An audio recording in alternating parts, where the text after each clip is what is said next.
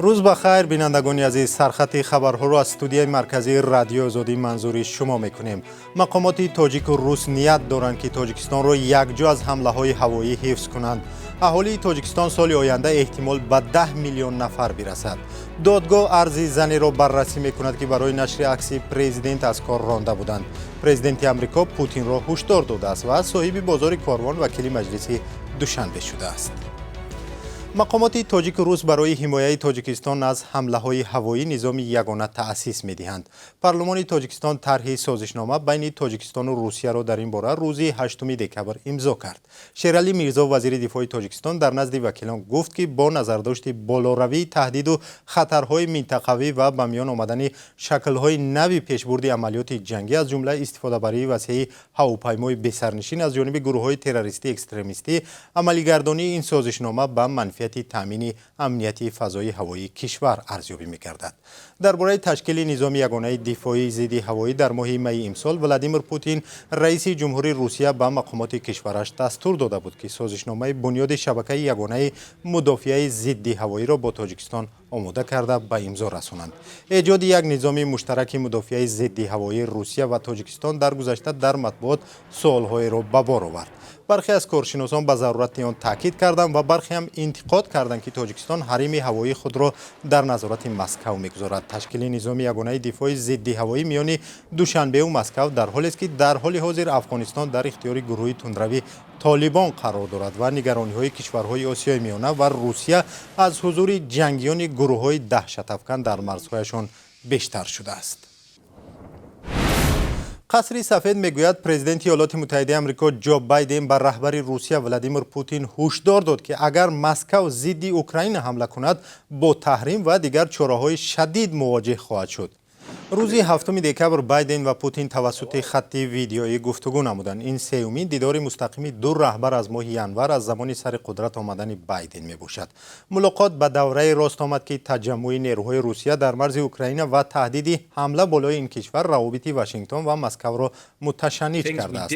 قصر سفید افزوده است که بایدن به پوتین هیچ گذشته نکرده است. به قول کرمل، پوتین به بایدن گفت که پیمان ناتو امکانات نظامیش در مرزهای روسیه را تقویت بخشیده برای پیدا نمودن جای پا در اوکراین تلاش دارد. دفتر مطبوعاتی پرزیدنت روسیه علاوه کرده است که مسکو می‌خواهد کفالت‌های قانونی جلوگیری از توسعه ناتو در سمت شرق و خودداری پیمان اتلانتیک شمالی از جایگیر نمودن اسلحه حمله‌ای در نزدیکی‌های روسیه را به دست دارد.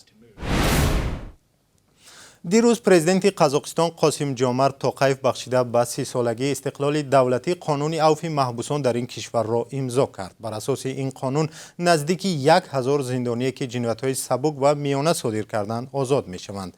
همزمان مهلت حبس قسم دیگری از محبوسان کم می‌گردد. ایرلند تورگونبایف وزیر کارهای داخلی قزاقستان پیشتر گفته بود که 2236 کس شامل عفو و همزمان نزدیک 5000 پرونده جنایی بسته می‌شود. بنا به اطلاع رسمی در قزاقستان 34000 کس در مؤسسه‌های اصلاحی ادای جزا می‌کنند.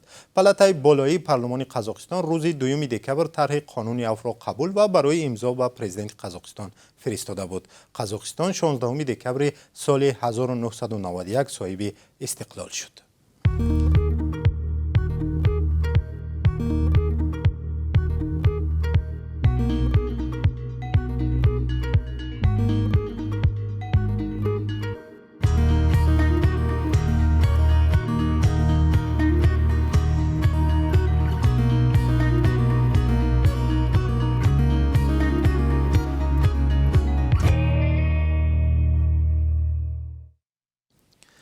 احتمال سال آینده اهالی تاجیکستان به 10 میلیون نفر برابر شود. بر اساس آخرین حساب‌های آژانسی آمار تاجیکستان حالا اهالی تاجیکستان نزدیک 9 میلیون و 700 هزار نفر است. در آژانسی آماری نزد حکومت تاجیکستان بر رادیو آزادی گفتند که بر اساس حساب‌های تخمینی احتمال تا آخرهای سال آینده اهالی تاجیکستان به 10 میلیون نفر رسد.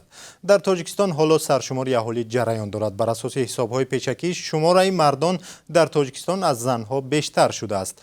در تاجیکستان 4 میلیون و 901 هزار مرد حساب شده است ولی شماره زنها 4 میلیون و 760 هزار نفر بوده است که 141 هزار نفر کمتر از مردان است. از همه بیشتر در ختلان آدمان زندگی میکنند. در این ولایت 3 میلیون و 444 هزار نفر، در سوخت 2 میلیون و 770 هزار نفر، در ولایت مختار کوهستانی بدخشان بیش از 227 هزار نفر و در نواحی تابعه مرکز 2 میلیون و 270 هزار نفر آدم زندگی میکرده است. دادگاه شهر دوشنبه شکایت سابق پیشخدمت در شرکت هواپیمایی تاجیک ایر را بررسی میکند. این خانم که 5 سال پیش یک عکسش را از آمادگی پرواز پرزیدنت طریق این شرکت در شبکه‌های اجتماعی نشر کرده بود، از کار رانده شده است. در این عکس در داخل هواپیما گل و در پس منظرش عکس امامعلی رحمان پرزیدنت تاجیکستان گذاشته شده بوده است. هرچند این عکس از سالها پیش بوده است، ولی رهبران سابق شرکت او را با آشکار کردن سیر کاری از کار راندند. یک منبع در دادگاه شهر دوشنبه گفت که سالها بحث این دختر با شرکت دوام دارد و سال پیش آنها سازش کرده بودند، ولی شرکت بر اساس سازش عمل نکرد. او از دادگاه خواسته است که در جای کار پیشینش برقرار شود و شرکت برای سالها بیکار بودنش جبران مادی و معنوی سپارد. بحث پیشخدمت این شرکت در حالی است که تاجیک ایر چند سال باز به بحران مالی گرفتار است و فعالیت ندارد. این شرکت به پرداخت 20 میلیون دلار به یک شرکت لیتوانی موظف شده است. یک تحقیق رادیو آزادی ثابت کرد که رهبران شرکت آگاهانه شرکت را به قرض غوطانیدند. تحقیق رادیو آزادی را با نام آسمانی بسته بحران تاجیک ایر نتیجه کاری کی و به منفیت کیست در سامانه ما بخوانید. نورچید مشربوف مالک کاروان بازار بزرگترین دوشنبه وکیل مجلس این شهر شده است. انتخابات به مجلس شهر دوشنبه روز 28 نوامبر در حدود ناحیه فردوسی برگزار شده است، ولی نتیجه آن را حزب خلقی دموکراتی تاجیکستان و کمیسیون مرکزی انتخابات اعلان نکردند. در کمیته حزب خلقی دموکراتی تاجیکستان در ناحیه فردوسی پیروزی نورچید مشربوف را تصدیق کردند، ولی نگفتند این انتخابات چگونه برگزار شد.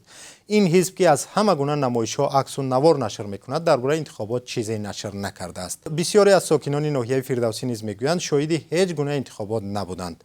نورچید مشربوف را حزب خلقی دموکراتی تاجیکستان در ناحیه فردوسی به این مقام پیشبری کرده است.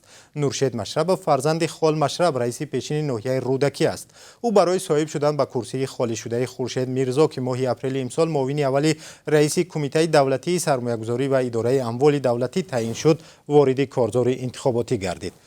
خورشید میرزایی 37 ساله از دوستان نزدیک رستم امامعلی شهردار دوشنبه گفته می شود و در فدراسیون فوتبال تاجیکستان سالها باز معاون اوست. انتخاباتی که در آن رئیس بازار کاروان پیروز اعلان شده است، انتخابات میان دوره‌ای دانسته می شود. معمولا سازمان‌های بین‌المللی انتخابات‌های تاجیکستان را برای ناشفاف بودنشان تنقید می‌کنند. مقامات همیشه گفتند که انتخابات‌ها شفاف برگزار شده است. روز 7 دکبر امامعلی رحمان پرزیدنت تاجیکستان در شهر حصار ممنونگاه حیوانات و پرنده‌های نادر را باز کرد. این ممنونگاه در حدود 4000 گکتار از جانب شرکت قله‌های تاجیک تأسیس یافته است. صاحب شرکت معلوم نیست، ولی پیشتر چند ساکن حصار بر رادیو آزادی شکایت کرده بودند افرادی که خود را از نزدیکان پرزیدنت کشور می‌دانند با هدف تشکیل ممنونگاه چراگاه‌های آنها را گرفتند. دفتر مطبوعات پرزیدنت گفته است در موضع ممنونگاه بنیاد گردیده است، صدها گکتار زمین بیکار خوابیده و از حاصل مانده بود. با گفته منبع در این مکان حدود 22000 سر حیوان و پرنده وجود دارد که قسمی از آنها را صاحبکار از روسیه، پولشا، فرانسه، بلاروس و دیگر کشورهای اروپا وارد کرده است. دفتر مطبوعات پرزیدنت کشور نوشته است که در این جای 150 ساکن محلی با کار دائمی تامین شده‌اند.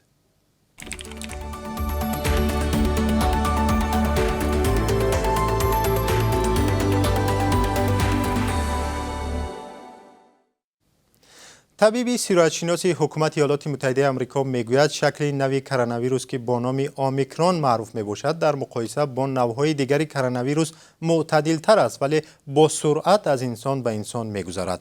روز 7 دکبر انتونی فاوچی ابراز داشت که هفته‌های آینده خلاصه درباره تأثیر واکسین‌های موجوده ضد کرونا ویروس به اومیکرون نشر خواهد شد.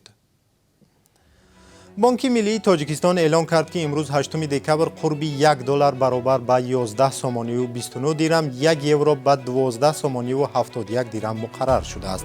قرب روبل روسی مثل دیروز بوده 1000 روبل به 151 سومانی و 50 دیرم تبادل می شود.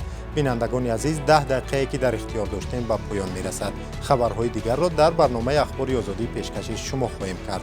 برایتان روزی با برور می خواهیم.